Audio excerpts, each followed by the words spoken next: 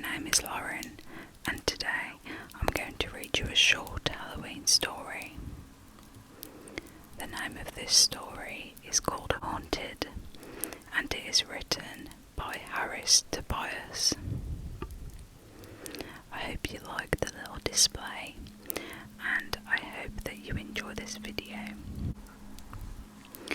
In the town of Blakesley, Arkansas, there was a house that everyone knew was haunted.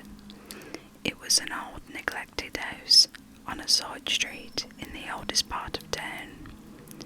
Sometimes the most wonderful smells issued from the house and filled the street with heavenly odour of fresh baked bread.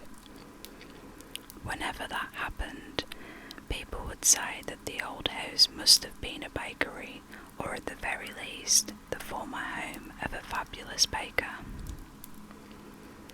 Sometimes the neighbours would hear the sound of music and laughter coming from the empty house, as if there was a wonderful party in full swing.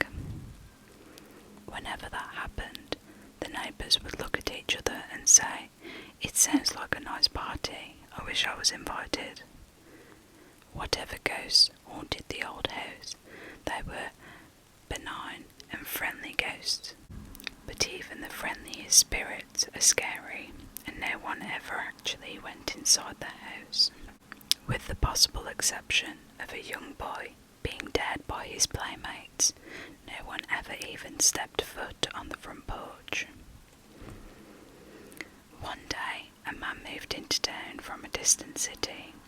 He saw the empty house and asked the neighbours who owned it. He was the owner. He was told the owner was unknown and that the property could be bought back for back taxes. No one told the stranger about the house's curious history. The man went to City Hall and purchased the property. Soon after moving in, however, strange things began to happen. Odd noises in the night, weird lights drifting from room to room, the smells of baking from a cold kitchen, and worst of all, the sound of a party when the new owners were trying to sleep. After a few days, the man's wife declared that she could no longer live in so haunted a place and moved out, taking the children with her. Before long, the man gave up as well. He was forced to find another place to live, but he was angry at the neighbours for not warning him about the house's reputation. He was angry at the town board for not telling him that the house was occupied by ghosts. In fact, he was angry at everyone in the town for treating him so badly. He went to the mayor to complain and see if he could get his money back. The mayor refused, saying he never misrepresented the house as anything it was not. Just because a house is haunted, he said, doesn't mean you can't live there. The trick is making friends with the ghosts, learning to get along with them. So the man went to the pastor of the local church and told him his problem. The pastor said, "You've been in town for a month, and only now, when you're having a problem, do you come and see me?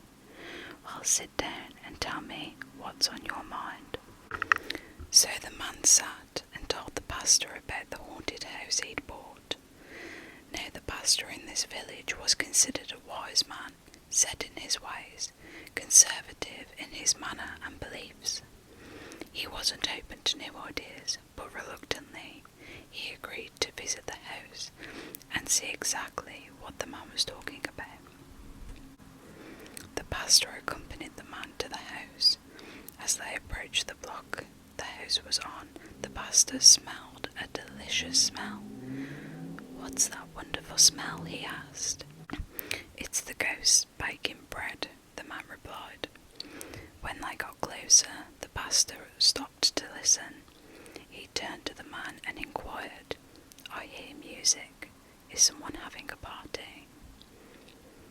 "It's the ghosts having a party," replied the man. They went inside and looked around the empty house.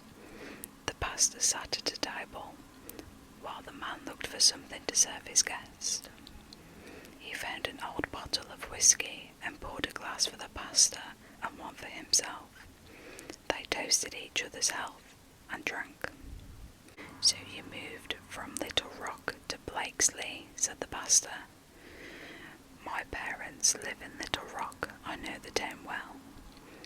The man turned. It turned out he knew some of the pastor's relatives.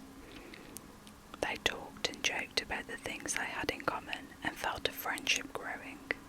They were having such a pleasant time that before they knew it, 3 hours had passed. They were gone so long the man's wife began to get nervous. "He went to the pastor's house hours ago," she said to herself. "Maybe the ghosts got him."